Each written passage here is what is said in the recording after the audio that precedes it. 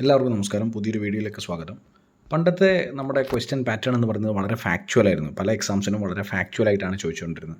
അപ്പോൾ അങ്ങനെയുള്ള എക്സാംസിൻ്റെ ഡിമാൻഡ് കാറ്റർ ചെയ്യാൻ നമുക്ക് പല സ്ഥലത്തുനിന്നും പഠിച്ചാൽ മതി. ഇപ്പോൾ ഫോർ എക്സാമ്പിൾ ഇപ്പോൾ ഒരു ഫസ്റ്റ് കൗൺസിൽ ആക്ടിൻ്റെ കാര്യമെന്ന് പറയുന്നത്, ഇപ്പോൾ പോർട്ട്ഫോളിയോ സിസ്റ്റം ഇൻട്രൊഡ്യൂസ് ചെയ്തത് ഏത് ആക്റ്റാണ് എന്ന് ചോദിച്ചു കഴിഞ്ഞാൽ അത് ഫസ്റ്റ് കൗൺസിൽ ആക്ട് 1861 ആണ് എന്ന് അറിഞ്ഞാൽ മാത്രം മതിയായിരുന്നു.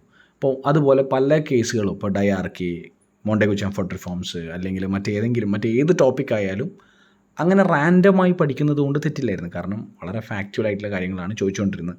അപ്പോൾ അത് ഏത് ഭാഗത്തു നിന്നാണ്, എന്താണ് അതിൻ്റെ ഇംപ്ലിക്കേഷൻ, എന്താണ് അതിൻ്റെ ബാക്ക്ഗ്രൗണ്ട് എന്ന് അറിയണമെന്നുണ്ടായിരുന്നില്ല.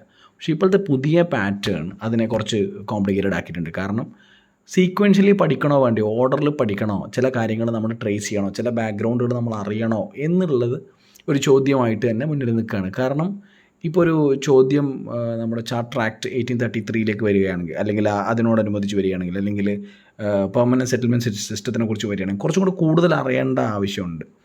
മാത്രമല്ല ഒരു ഇയർ ഓഫ് ഇവൻറ്റ്സ് നമ്മൾ ട്രേസ് ചെയ്തേ പറ്റുള്ളൂ. ഇപ്പോൾ ആക്റ്റുകളെ കുറിച്ച് പറയുകയാണെങ്കിൽ, ഇപ്പോൾ ബംഗാളിലെ 1773 റെഗുലേറ്റിംഗ് ആക്ട് മുതൽ 1947 ഇന്ത്യൻ ഇൻഡിപെൻഡൻസ് ആക്ട് വരെയുള്ള കാര്യങ്ങളിൽ ഓരോ ചേഞ്ചസും വന്നിട്ടുണ്ട്. ഇപ്പോൾ ഇന്ത്യൻ മെമ്പേഴ്സിൻ്റെ റെപ്രസെൻറ്റേഷൻ മുതൽ, അല്ലെങ്കിൽ അഡ്മിനിസ്ട്രേഷൻ്റെ രീതികളും മാറ്റം വന്നിട്ടുണ്ട്. പിന്നെ ചില കാര്യങ്ങളിൽ അഡ്മിനിസ്ട്രേഷൻ ഉപയോഗിക്കുന്ന ചില ഈ മെത്തേഡ്സിന് വ്യത്യാസം വന്നിട്ടുണ്ട്. അതായത് bicameralism, dyarchy in the provinces അത് അബോളിഷ് ചെയ്യുന്ന അവസ്ഥ, പിന്നെ ലോ മെമ്പറെ ആഡ് ചെയ്യുക, പിന്നെ സെക്രട്ടറി ഓഫ് സ്റ്റേറ്റിനെ അപ്പോയിൻറ്റ് ചെയ്യുക. അപ്പോൾ ഇതിൽ നമുക്ക് ഓരോന്നായിട്ട് പഠിച്ചാൽ പോരാ, ഓരോ സിംഗിൾ ഫാക്ട്സ് ആയിട്ട് പഠിച്ചാൽ പോരാ. മറിച്ച് അതിൻ്റെ ബാക്ക്ഗ്രൗണ്ട് അറിഞ്ഞ് എന്ത് അവസ്ഥയിലാണ് ഇത് എനാക്ട് ചെയ്തിരിക്കുന്നത്, എന്താണ് ഇതിൻ്റെ ചേഞ്ച് വന്നിരിക്കുന്നത്. ഇപ്പോൾ ഗവർണർ ഓഫ് ബംഗാൾ എന്നുള്ളത് ഗവർണർ ജനറൽ ഓഫ് ബംഗാൾ ആയി, അത് ക്രമേണ ഗവർണർ ജനറൽ ഓഫ് ഇന്ത്യ ആയി. അങ്ങനെ ഒരു സീക്വൻഷ്യലി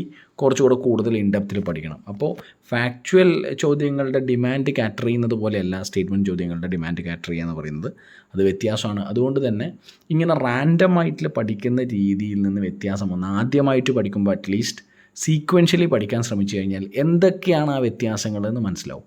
കാരണം ആദ്യം fully under the control of British ആണെങ്കിൽ മെല്ലെ ഓരോ വ്യത്യാസങ്ങൾ വരുമ്പോഴും, ഓരോ ചേഞ്ച് വരുമ്പോഴും എന്താണ് സംഭവിച്ചിരിക്കുന്നത്, ലോക്കൽ റെപ്രസെൻറ്റേഷൻ കൂടുകയാണ് ചെയ്തിരിക്കുന്നത്, അല്ലേ?